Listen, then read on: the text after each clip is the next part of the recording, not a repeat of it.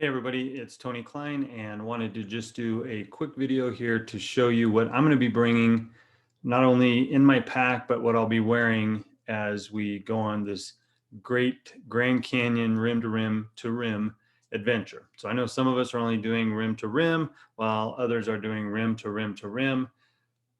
Most of the gear that I'm bringing is going to be the same either way. I'm going to bring a little bit more supplies for the trip back, but I'm going to be using the same gear and equipment and clothing. So let's go ahead and jump right in. So for the clothing that I'm going to be wearing, you got to keep in mind that at the top of the rims, top of the north or south rim, we're going to be having temperatures that are much lower than what is at the bottom of the canyon. And so when we're at the top of the rim, we are going to be leaving generally before dark or at least very early morning. And so with that, the temperatures are going to be much lower. We're going to be at a higher altitude. And so we're going to experience temperatures that could be as low as the 40s, so 40 degrees Fahrenheit. In the bottom of the canyon, we could be experiencing temperatures that are as high as 110 to 120. Again, going in the middle of July is going to be taking this trip, this adventure, at the hottest time of the year. So we need to be prepared to at least try to be as comfortable as possible in both temperatures. So I'm going to go through my list, and this is what I'm bringing. Doesn't mean this is what you need to bring, but I wanted to give you some ideas just of what I've learned over the years from being an endurance athlete and sort of a survivalist or adventurist that spends a lot of time, hours and hours out in the wilderness, often by myself or maybe with a running partner. But there's going to be times where, just like in some of my races, where I might be between aid stations for 10, 15, even 20 miles. And so I want to be prepared to do whatever it takes to survive during that time if something happens. And a lot of the stuff that we talk about as far as equipment and that sort of thing, nobody thinks or wants to use, say, a safety mirror or a compass or whatever. And you hope you never have to use it. But when you need it in that life or death emergency situation, you want to make sure that you have what it takes to survive during that time. And it's the same with this hike. The big difference between an endurance event or an ultra marathon is because they have those aid stations, they're typically at intersecting points where you can get cars. So the trail will come and there'll be a road that it crosses and they have to use that road to stock the aid station. So typically there's a place where, if you need the sag wagon, it's called, if you get to the point where you're just done, you're injured, you're tired, you give up, there's generally somebody that can come and sort of rescue you and get you out.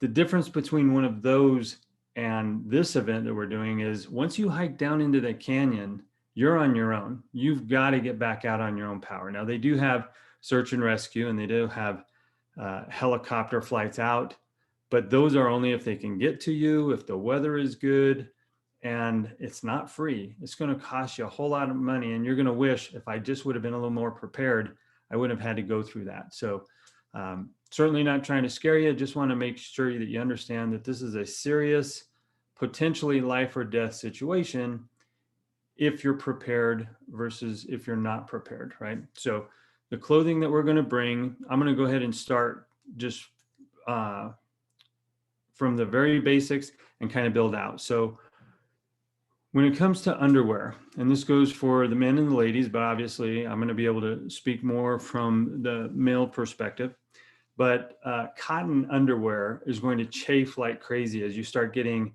sweaty and hot and the friction of just your legs moving back and forth. So forego the cotton underwear, and you're going to want to go ahead and get a pair of these, longer compression boxers, I'll call them, right? So you want to have these so that it goes down past where your thighs might rub, and it's just going to help you kind of keep everything in place, but also avoid that chafing. So you're going to start with a little bit of compression underwear, and then the next thing you're going to do, or that I'm going to do, is I'm going to have a base layer wicking t-shirt. So it's not necessarily compression, it's not tight, but it is wicking. and you'll notice it's white. Looks almost like a cotton t-shirt, but it's not. This is a wicking shirt. And I'm trying to keep all my colors pretty light because in the extreme heat at the bottom, the light colors are going to keep you cooler. So we're going to take this as a base layer. And you're going to say, well, why would I want to have more than one layer? And I'm going to tell you that here just in 1 second, as soon as I put this down. So this is my base layer I'll wear underneath. The next thing I'm going to do is, this is a 94% cotton shirt, 6% polyester. Helps it breathe a little, but I'm going to put this layer over the top of my base layer. It's a cotton shirt. Now there's going to be places where you can get into the water, and that's going to help keep you cool, especially in the heat of the day between like 10 a.m. and 4 p.m. They actually advise to not hike or not exert yourself during that time because it's so hot. So you're going to want to, even if you're hiking a little ways and stopping, you're going to want to have a way to keep cool. So this cotton shirt, normally there's a phrase, cotton kills. And what happens is, once you get sweaty in cotton and then you get into a cold situation, say you're running and you slow down, or you're hot and sweaty all day and then it starts to cool down, the sun goes down, that cotton layer gets cold and that can trigger hypothermia. But in the canyon, you want to have something that's going to retain water. So we've got our wicking base layer that's going to keep you cool, and then just this cotton layer that I can either take off, throw in the creek, put it back on, or if I just lay in the creek, I'll be able to lay in it and this will absorb the water and at least keep me cool for a little while. You know, all the water is eventually going to evaporate in the heat that we're going in, but having this cotton t-shirt to go over the top is definitely going to help make a difference. The next thing that I'm taking is, this is just a pair, and I don't know what they're made of. Let's see if there's a tag actually. It says it's 100% nylon. Yep, 100% nylon for the shell, and then 57% recycled polyester and 43% polyester. So excluding the trimming, whatever that is. So probably the belt and stuff. But anyway, these are just a pair of pants. I've used them to hike in quite a bit. They have plenty of pockets, but the nice thing about it is the legs actually zip off. So I can turn them into shorts if I want to, but I can keep them as pants. And the reason you would keep them as pants when you're in the heat is, you would think that by having pants on, you're going to be warmer than having shorts on. But what will happen is these pants will keep the sun off of you. And so you won't be getting that direct sunlight on you and won't be baking your legs. So that's that. So these are my pants that I'll be wearing. Obviously for the ladies, you're going to want to look at a sports bra. Again, cotton is really going to rub and get hot. And so you'll want to consider having a sports bra. The next thing that I have is my hat. So this is the hat I'll be bringing. And it's just a lightweight. It's got some UV protection. And then these will fold down to make the wide brim. So I'll be bringing that hat. I'm also, in addition to the cotton t-shirt, I'm also bringing this cotton buff. Okay, so it's just a little neck gaiter, kind of goes around your neck. So it's a hollow tube, right? So it's just almost like a big turtleneck without having the shirt attached. And obviously it's a much bigger. But the nice thing about this is you can turn this into sort of an ice bandana by just putting ice here and then pulling that through, rolling it up. You can also soak it in a creek by having this around your neck. It's going to be able to keep that moisture around your neck and keep the sun off of it from, so you're not getting burned really bad. So I'm bringing this, and this one, they have some that are wicking. This one is more cotton, and yeah, cotton. And so that way, again, it'll retain the water a little bit more. And then we talked about having long pants to keep the sun off of our legs, but I'm also showing you that I'm bringing 2 short sleeve shirts. So these are called cooling sleeves, and it's just a sleeve without a shirt. So you can put those on. It's got a little thumb hole if you want. You can also just take those off. but this will help keep the sun off. And it's just kind of nice so you can take these on and off without having to take your shirt off. It does have a cooling component to it. So that's just a nice way to, again, be able to stay out of the sun, but have some options. So if you were to bring a long sleeve shirt, you're stuck in that long sleeve shirt, but having these cooling sleeves that come on and off, it's a nice choice. And then for my foot care, I'm going to be bringing these Inreach toe socks. So you can see it's got a little label there, but it's got an individual toe holder, I don't know, whatever, like a glove, but it's got individual toes for each one of your individual toes. And the reason that that's nice is that when you start hiking, the heat and the friction and some of the moisture that builds up in your shoe is going to cause your toes to kind of rub together. And if you start getting a blister in between, it starts really making it hard to walk. And as you start walking funny or compensating for something, what'll happen is it's going to start messing with other parts of your body. And it's a long hike. We've got a long hike to get to either way. So if you're going round trip, we're probably looking at around 50 miles. If you're going one way, we're looking around 25 miles. And so you really want to make sure you take care of your feet. So this is what I'm bringing to wear. And then the only piece of clothing that I'm going to put that I plan on wearing in my pack is a second pair of socks.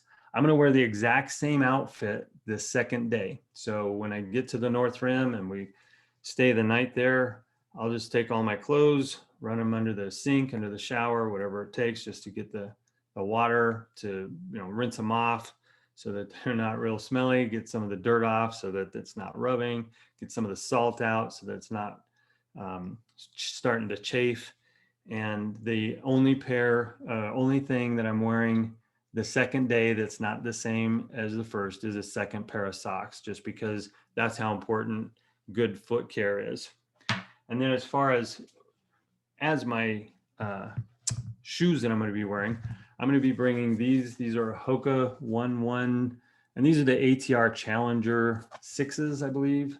And the reason I like these is they've got a pretty good grip. It's not super aggressive, but again, on Bright Angel Trail and North Kaibab, it shouldn't be too where you need too much of an aggressive grip. So having a little bit less of an aggressive, less of a cleat style, and having this extra padding here, it's really going to help your feet. So I really like these shoes. I do have some other ones. I have the Hoka Speed Goat 4s, and those are really nice too. I use those a lot while I'm trail running, but I think these are more appropriate for the hike that we're going on.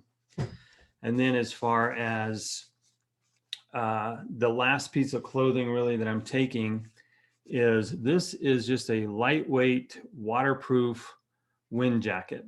Now we're going in July, and you would think, well, why do I need a jacket in July? Well, we already talked about the fact that at the tops of the rim, it's going to be much colder than it is at the bottom. So for starting, you might want to have a little jacket shell.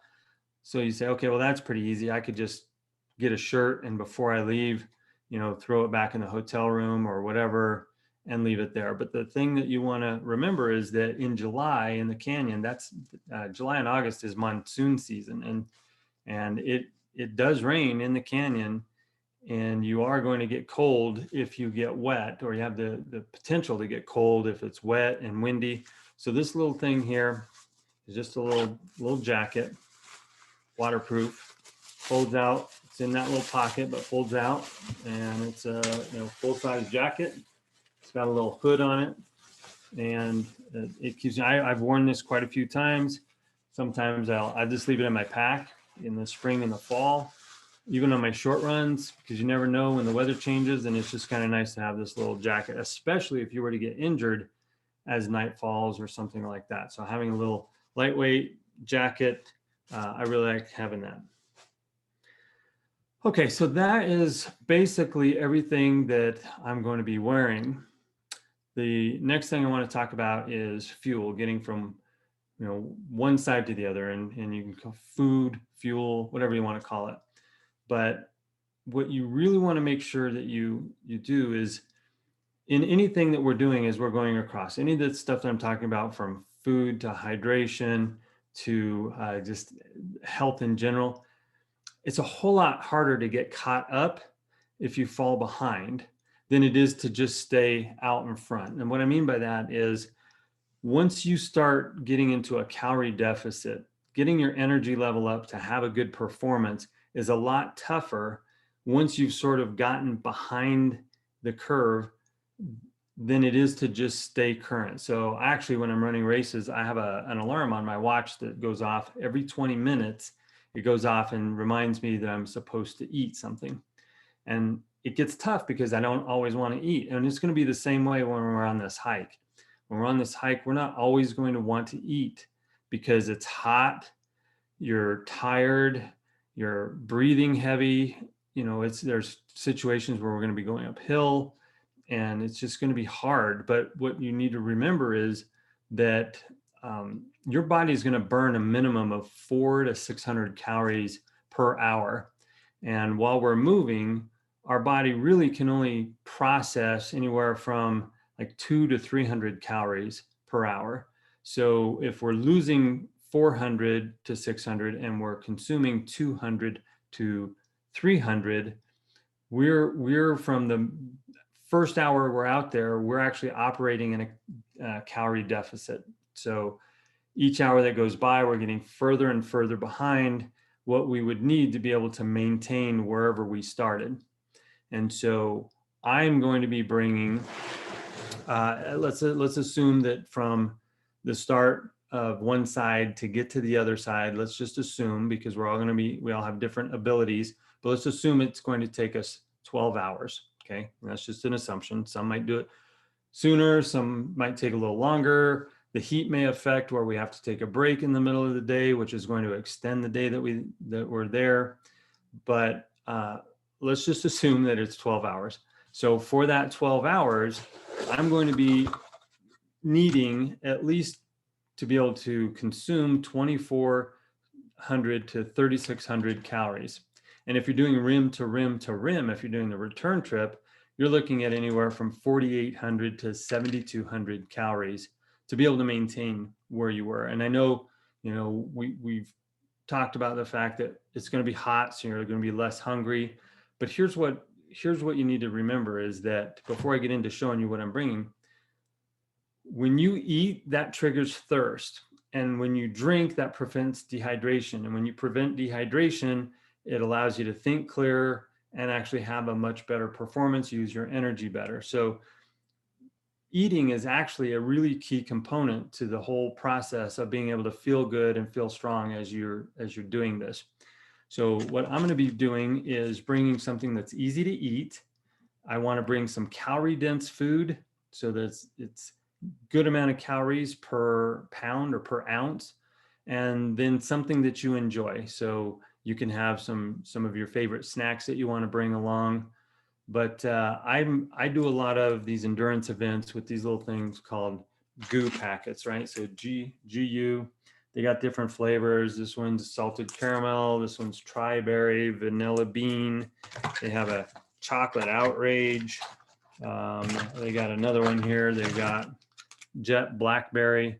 So each one of these has 100 calories in it. And for each 100 calories, it weighs 1.1 ounce.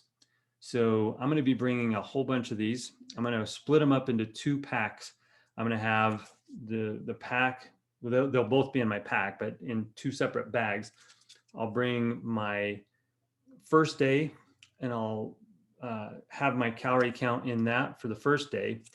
And I'm going to bring what I expect to eat. Now, to be honest with you, I always bring a little bit more than what I'm actually able to eat, because consuming these hour after hour gets a little tiring. Your taste buds get old. You have to really force yourself to eat. But having those calories coming in allows you to use those calories and convert them to energy so that you have the energy going out. So I always do my calculations based on how many I'm going to need per hour and how many hours I'm going to be out there. And inevitably, I always have some left because I just can't get myself to eat what I need to. But I do the best I can. And so whatever I have left at the end of the first day, I'll just leave it the north rim, and then I'll have my pack for the second day, and I'll take that. And I'm not going to clean out my second day's packs, because here's the thing. Again, as a survivalist, I want to make sure that I can be self-sufficient, making it all the way back across the second day. And so if I have to carry a little bit of extra weight to make sure that I have enough calories to make it that day, and if I happen to get lost or get injured and have to spend a little time on the trail that's longer than what I thought, I'll have a few extra calories to help get me through the night. Again, in the desert, it's cold at night. And so when it's cold, you're going to be shivering. That's going to require more calories, or you could be shivering. And so I just want to make sure that I have the right amount of food. So this is not all I'm going to be eating. Again, I'm going to bring some of my favorite treats. I'll have some chips. There is some place to get something from Phantom Ranch. You can pick up some chips. I'm vegetarian and gluten-free. And so my diet's a little bit restricted. So for this works for me. You may have some other options available to you. Okay, the last thing I want to talk about on food is, and this may be obvious, maybe not, but I know a lot of us, when we get together for an event, we'll have an alcoholic beverage or two the night before. I would really suggest, at least this is what I'm going to do, I'm going to avoid alcohol that day before. And obviously during the event, it's not a good idea to be drinking and hiking in the heat. So just trying to avoid alcohol around the event, it's just going to help you stay a little bit more hydrated, and you'll just feel a little bit better with that. So, okay, so let's talk a little bit about hydration. So for hydration, I recommend that you bring at least 3 liters of water or some sort of liquid. So what I'm doing is I'm going to be bringing this 2 liter. So I've got a 2 liter bladder, and that'll sit in the back of my pack. And then I'm going to be bringing these 2 soft flasks. Each one of these are 500 milliliters. So between these 2 bottles and this bladder, I'll have 3 liters of water.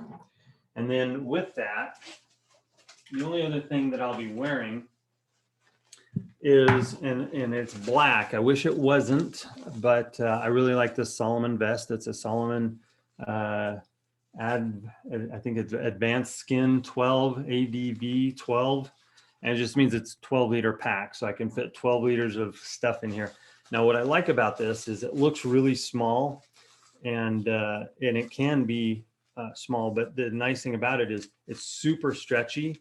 And so I did a 4x4x48 adventure this spring back in March, and I changed it up a little bit though. So what I did was I went 4 miles every 4 hours for 48 hours, but instead of just doing it on a loop track and then coming back to the start, I just stopped wherever I was at the end of that 4 hours, and then I would move on during the next 4 hour block. I'd go another 4 miles. And so we were able to support basically a 48-hour adventure with this. I did stop at a place in Golden to have some pizza and a couple of other things, a couple of like Arnold Palmer's or whatever. But so I got some calories there, but I was able to carry everything that I needed in this. So the bladder goes here in the back.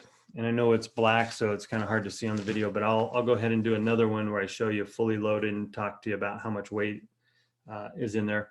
But then I keep these 2 in the front. So the reason I like doing it this way instead of bringing just a 3 liter bladder is I've been on events where somebody has just a bladder. They have a 3 liter bladder or whatever size that they have. And I've actually had this happen to myself, not during an event, but on a training run, where this bottom seam actually split out and all that water drained out. And that might be okay on a training run, or it might be okay even during a race where you know there's an aid station not too far where you can drop out if you have to. But at the bottom of the canyon, I want to have multiple ways to carry water, so that if this leaked, I would still have these for survival. I could stay next to where water is or whatever until I am able to either get rescued or figure out another solution. So that's my hydration. And then as part of hydrating, what you don't want to do is you don't want to only drink water, because as you sweat, as we're hiking through the canyon, you're going to sweat out not just water, but also your electrolytes. And so your sodium, and there's some other electrolytes that come in some tablets here. So like sodium, chloride, magnesium, and this is a replacement. But so you've got these little tablets for electrolyte replacement, but you also have what I really like. I like Tailwind. So there's some other ones out there. There's Carbo Rocket. There's Goo Roctane electrolyte capsules or tablets. That's what these are. But let me talk a little bit about Tailwind. So Tailwind, this actually has all the electrolyte replacements that you need. I put them in these little baggies. It actually comes in a big bag, or you can get the individual servings. But by the time you do that for this type of adventure, you might as well buy the big bag, get more of it, and then you can just portion it off yourself. So in these little baggies, this is enough. It's 2 scoops. It's enough to fill one 500 milliliter bottle. And so I've already got it pre-measured, just dump it in, and that'll give me all the electrolytes I need, plus Tailwind and Carbo Rocket, both. They're the same type of product, just different manufacturers, but both of them will have an extra 100 calories. So 100 calories per scoop.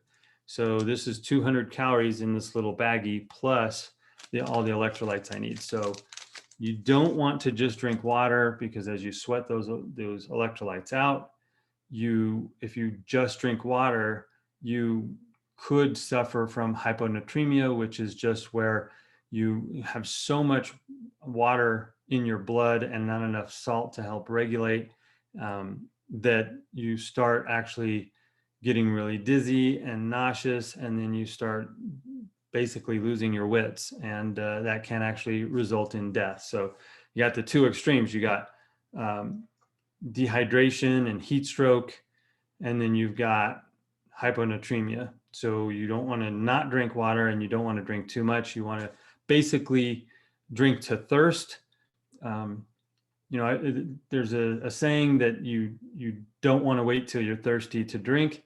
I actually am sort of on the side of, when you're about to be thirsty when you're working out. Don't get to where you're so thirsty that you're dying for something to drink, but don't also force yourself. Just drink a little bit more than normal, and make sure that you're balancing that out with your electrolytes. Okay, so that's what I'm wearing. Then that was the hydration, and then electrolytes. So let's just get right back into the equipment that I'm bringing. So this is what I'll have in my pack. I've already showed you guys the Solomon Advanced Skin 12 pack. So that's the pack that I'm bringing.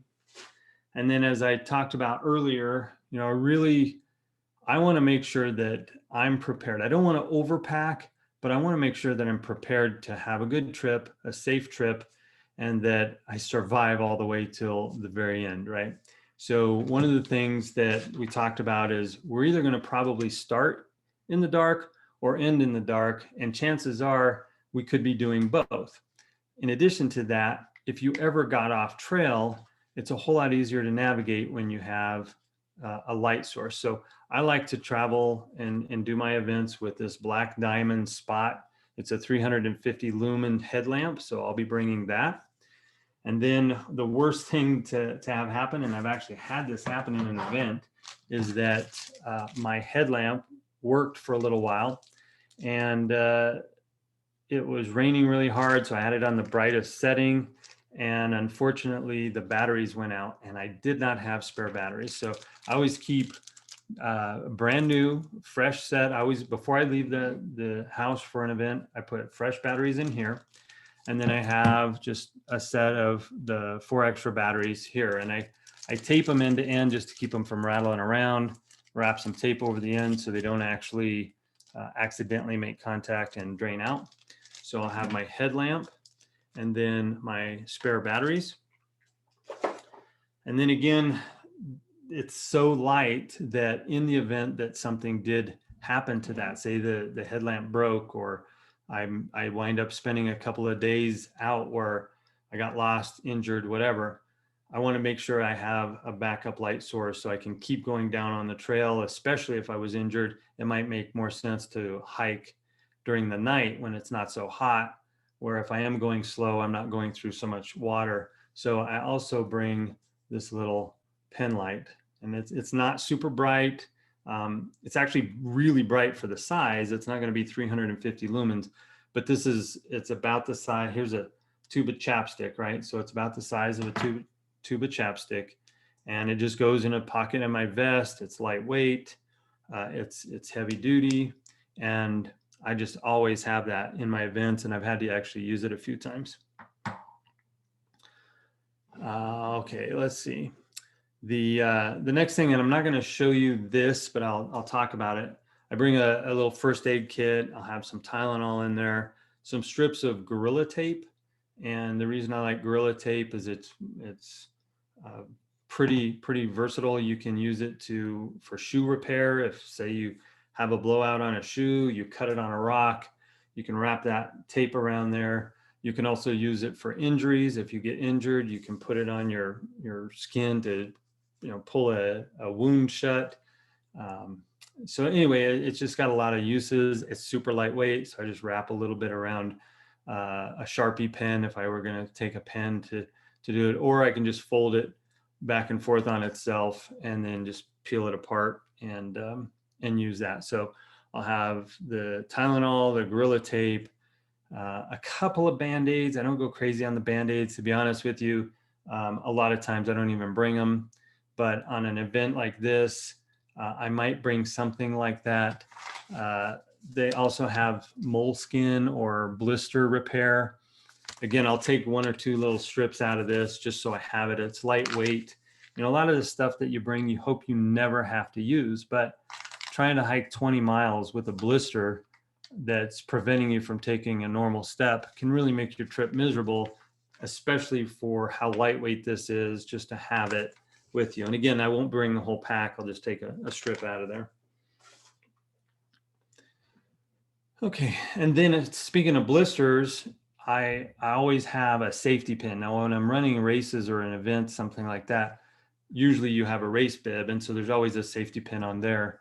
But if you start developing a blister, you don't want to wait till that thing gets so big that it tears, and now you've got raw skin that's exposed. So the moment I start getting a blister, I'll go ahead and pop it. So I'll take a safety pin and pop it. You do have to worry about a little bit about it getting dirty or infected. So you want to try to be as clean as possible. Pour some water over it. If you can do this in an aid station, they typically will have stuff at an aid station, but again, we don't have aid stations here. So I want to make sure that I can pop that blister, drain it, keep it as small as possible, and treat it. So I'll bring a safety pin as part of my kit. And then I'll also, during the summer times, in the travel section of the pharmacy, they always have these little tubes. So this is sunscreen. I use the Banana Boat Ultra Sport. It's 30 SPF, so it's not the strongest, but it doesn't have a scent. It doesn't burn your eyes if you get in it. And I really like this brand. It's really soft or small, and you can keep it right in a front vest pocket or something, or just throw it in the pack. What I've noticed is the easier it is to get to your sunscreen, the more you're going to use it. If you throw it in the back of your pack and it's at the bottom, it's just so much work to get it out, especially when you're tired and you're hot. You're not going to use it. So I try to use these little tubes and keep it close to me up front where I can just get it, lather it on, and keep going. All right, here's my two luxury items. This is really the only two luxury items I think I'm bringing, which is, this is a little travel toothbrush. So just tiny little travel toothbrush. I'll put that in there. I'll take this little tube of toothpaste. I'll take most of the toothpaste out. I'll squeeze most of that out and just leave enough for that one night. Again, If we weren't staying at the North Rim and I wasn't with a whole bunch of people, I probably would leave this at home. If I was just running a race or doing a 2 or 3 day hike by myself, for the weight, I would probably leave this at home, even though it's super lightweight. It's just one of those things where, you know, everybody's going to wind up stinking on the trail. But it does feel really nice to start out refreshed, you know, wash your face at the hotel, take a shower, whatever, and brush your teeth. So these are my 2 luxury items. Okay, we talked a little bit about sunscreen. I showed you my tube of chapstick. I'm going to be bringing this chapstick to keep my lips nice and smooth, beautiful. But also, you got to be thinking about something else. So you want to have your chapstick for keeping your lips from getting too sunburned and blistered up. But you also have to worry about chafing, right? So when I'm doing an event, I actually sometimes bring 2 tubes of chapstick. I'll give a simulation here, but you know, one, you got to keep them straight, right? But one for your lips, and then the other, if you start getting some rug or burn from your straps, you know, to try to keep it from chafing, you can do that. Gentlemen, for you know, down below, you can rub it on that.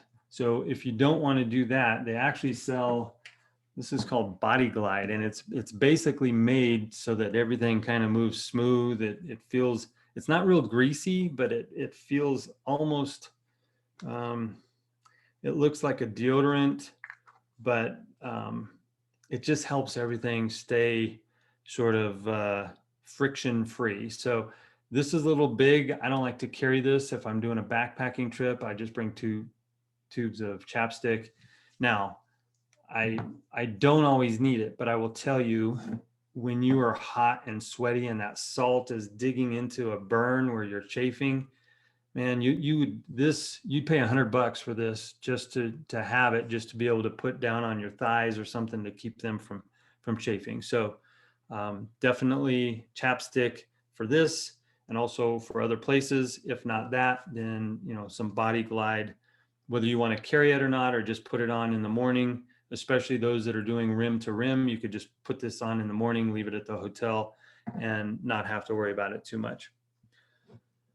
Okay, the next thing that I'll go over is I'm bringing my trekking poles. These are Black Diamond Z-fold trekking poles. So right now they're fully extended. These ones have a little adjustment here, so you can adjust the size up and down. But the reason I like these is they're you know, full size, but you can also collapse them. So see how those would collapse there, and then fold into 3 sections, and then you can just attach them to your hiking vest, put them in your pack, attach them to the bottom of your pack. So I like these. And the reason I like trekking poles, and you're gonna experience this when we go into the canyon. Going down is easy. Going down that first downhill is going to be easy. We're going to be flying. You're going to be thinking, you know, we're going to be singing songs and talking about how much fun we're having. But having to come back up the other side after having hiked, you know, halfway, and you've done the easy half, now we have to do the hard half, and the hard half is going to be in the heat of the day. It's nice to have a little bit of weight taken off your feet, and having the trekking poles can help you get up the inclines by shifting some of that weight from your legs and your feet up to your arms and shoulders, and it just helps balance out. I don't like carrying them all the time. That's why I do use the Z-fold poles so that I can pack them away. If you're not going to be doing rim to rim to rim, if you're not doing that return trip, you may think long and hard about whether or not you want to bring those. I would still bring them on that just because of the heat. We're going to be moving slow. We may be stopping and resting. It's just kind of nice to have those. But if you're doing the return trip, I would definitely be using these. And again, they're lightweight. Black Diamond makes a couple of different versions of them. They have the aluminum and the carbon fiber. Carbon fiber is super lightweight, but they're not quite as durable. So I go ahead and I just use the aluminum ones. I've been using these for years and they work really well for me.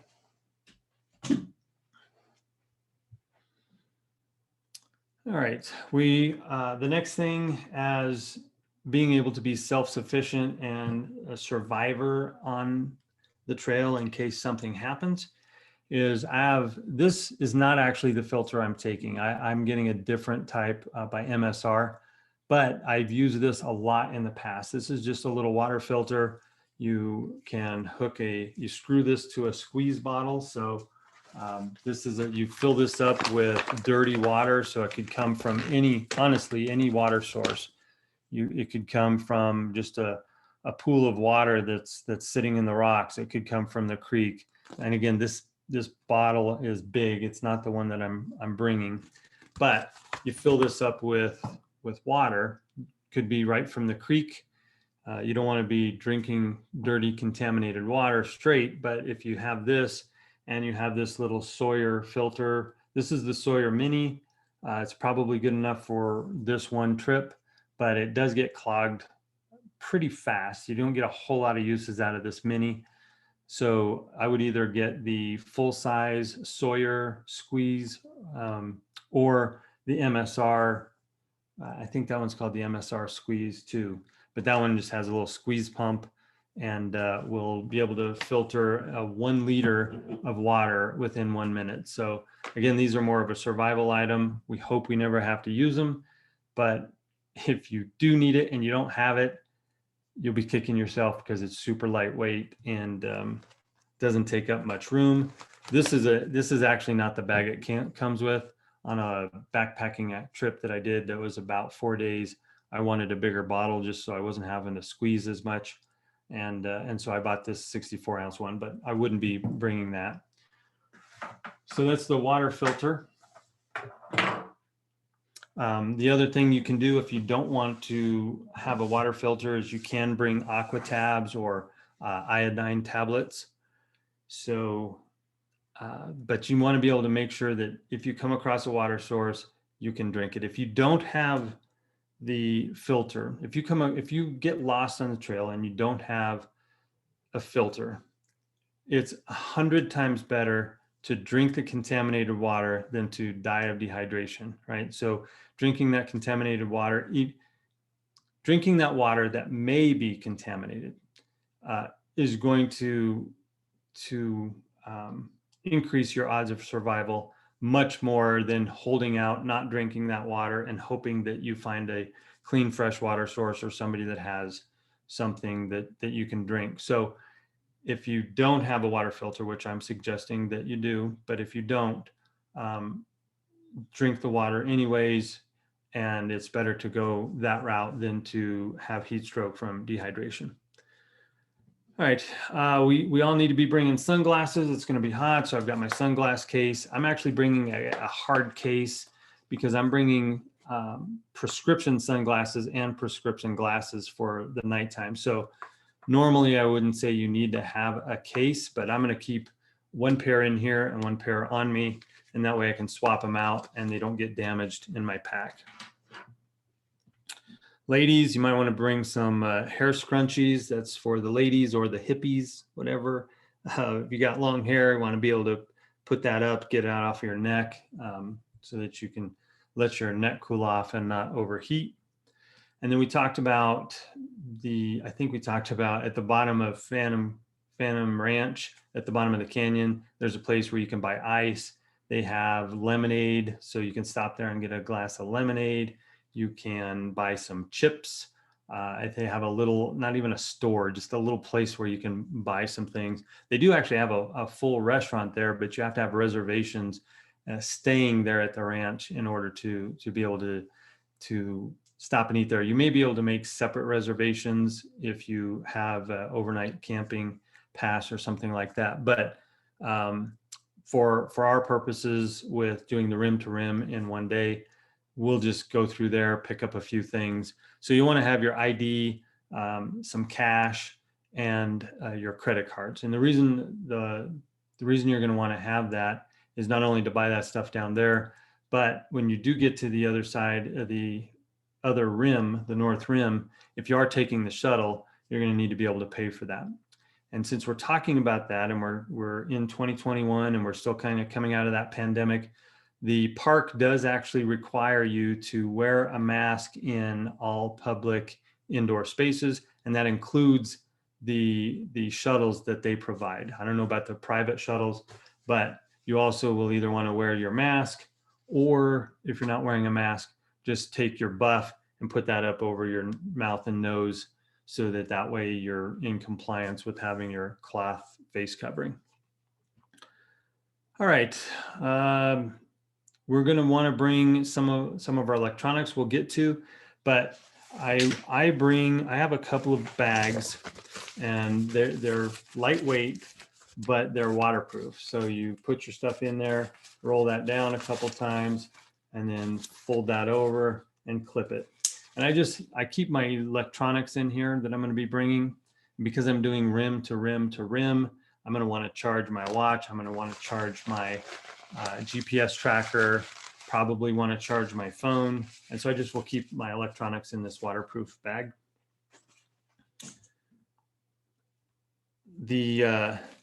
Let's see. So this is something else for the guys. Ladies typically don't have to worry about this because they have other ways that they take care of it. But these are called nip guards, and having a pack on you, rubbing back and forth, can sometimes start to chafe the nipples. And I've actually had this myself, and I've saw other people in events where it rubs so hard that you actually start getting bloody nipples from it. So these are just little, if you look, I don't know if I can show that on there, but see, it's just this little concave sticker, and it just kind of goes over the nipples, and it keeps from having that pack rub on you. So I always bring some of these, and then I always keep just a pair or two in this little emergency baggie, along with what I think everybody should carry is just a little bit of toilet paper. You don't need a whole lot, but you're going to want to have toilet paper just in case, right? Keep that in your bag. Again, everything I'm bringing is really lightweight, but having the toilet paper is going to help you when the time comes, if the time comes. Now, there are public bathrooms along the trail that we can use, but that doesn't mean that your body always cooperates, especially if you start getting behind with your hydration or your nutrition and you start getting a sour stomach. You're going to want to have a little bit of this. Now, what I'll say about the toilet paper is, I really prescribe to the leave no trace, pack it in, pack it out. So if you are using toilet paper, bring a baggie to pack it out, right? I don't care if that sounds gross or not. The national park is there for everybody to enjoy. So pack out your toilet paper. Now, you can dig a hole, if you just got to go to the bathroom, you can go there, leave that, dig a hole at least 6 inches, go ahead and bury your waste, but still pack out your toilet paper. All right, we talked about everything that we need safety-wise, except for, and most of the running vests have this, and probably a lot of the backpacks, but just having an emergency whistle, having that little whistle that you can blow that will direct people to you if you wind up getting hurt. Again, my pack already has that on there, so I'm not bringing one. It's super tiny, but it's super high pitch and loud. So you have that rescue whistle. Okay, we're almost done. Just getting to the electronics now. So I'm going to bring my phone. I'll put it in airplane mode, because once you leave the rim of the canyon, there's basically no cell service until you get to the other side. There's a couple of small places that I've researched that talk about having a little bit of cell signal depending on your carrier. But for all intents and purposes, it's your phone. You're going to have it. You'll put on airplane mode. If you have your Maps app or whatever, you can have that on there. But you're really just carrying it to get it to the other side. But if you're going to carry it, you probably want to charge it. So you're going to want to have your charger on the other side. So I'll carry my phone and my phone charger. And then this is a little Garmin satellite Inreach. And this is the Inreach Mini. The Inreach is a little bit bigger, and it has a full screen where you can actually see things a little bit better. But what this does is this will connect Bluetooth to your phone, and you can actually send two-way text messages through it. It's got a little SOS button. So if something ever did happen to me and I was down, I could hit this SOS as part of the subscription for it. There is search and rescue.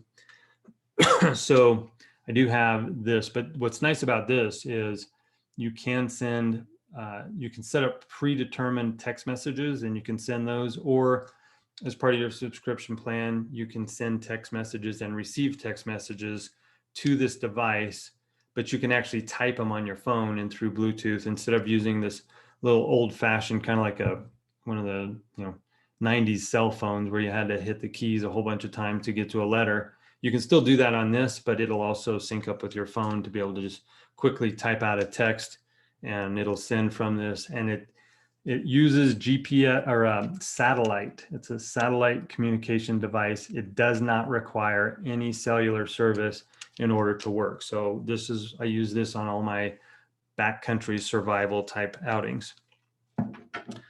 So I'll also bring a small charger for that. This should last me for the whole event with the battery, but I'll just bring the little cord where I can charge that as well. Then I have my Garmin Fenix watch, and that'll allow me to track some of the stats about the run, the elevation that we're at, or how far we've gone, my heart rate, these types of things. So if you don't have it, not a big deal, but I'll be bringing mine. And so I'll just bring my little charging cord there. And then because I want to track my stats, I'm going to be bringing a portable battery. And I think I set it on the other side of the desk here, but it's just a small little portable battery. And that way I've got enough charge to be able to charge my stuff to get back in the event that something happened where I couldn't charge it at the North Rim. And then because I'm going to be doing some videoing, I am bringing my GoPro. It does have my GoPro, I don't know, stick. It's got the tripod at the bottom you can unscrew. So this is not something that I need for the hike at all. But I am going to be doing some video on it. And so I am going to be taking my GoPro. And this is probably, honestly, the heaviest thing that I'm taking. And even that, it's not super heavy, but that just shows you how light everything else is that I'm bringing. And then I like to, instead of using my phone, because it just seems like your phone is hard to take out. If you want to take a picture, you take it out, you have to adjust the screen brightness. And when the brightness is up, the battery goes dead faster. So I have this cheap high def point and shoot camera, but it's got a really good zoom. And I just keep this in a front pocket, pull it out, take pictures. I've been using this for a few years, and it's good quality. And I take a lot more pictures with it because I turn it on, zoom in, hit, take the picture, throw it back. And I don't have to wait for, if I'm keeping my phone off to save battery, I don't have to wait for it to power up and then maybe miss a shot or something like that. So this is, again, because I'm doing some video and taking a few extra pictures, I'm going to be bringing this point and shoot. So outside of that, I went through my whole list. I know it sounded like I'm bringing a lot, but really, if you look at it, it was the clothes that I'm wearing, and I'm only changing my socks on the second day. Everything else I'm wearing the same. Then I'm bringing my water, I'm bringing my hydration, my electrolytes, I'm bringing the goo packets, the food that I talked about, and a little bit of gear. And so I will do another video that shows you how all that stuff fit into my pack and telling you how much it all weighed, but I want to put it all in there so that I can show you guys that everything I just went through actually fits into the pack, and that you can see what it looks like when it's on. And I'll put on my my outfit that I'm wearing, and I'll put the pack on, and you can just see it all ready to go. So that's all I've got. Hope you guys found this interesting and of some value. And I can't wait to see you guys all out on the trail. That's it. Bye.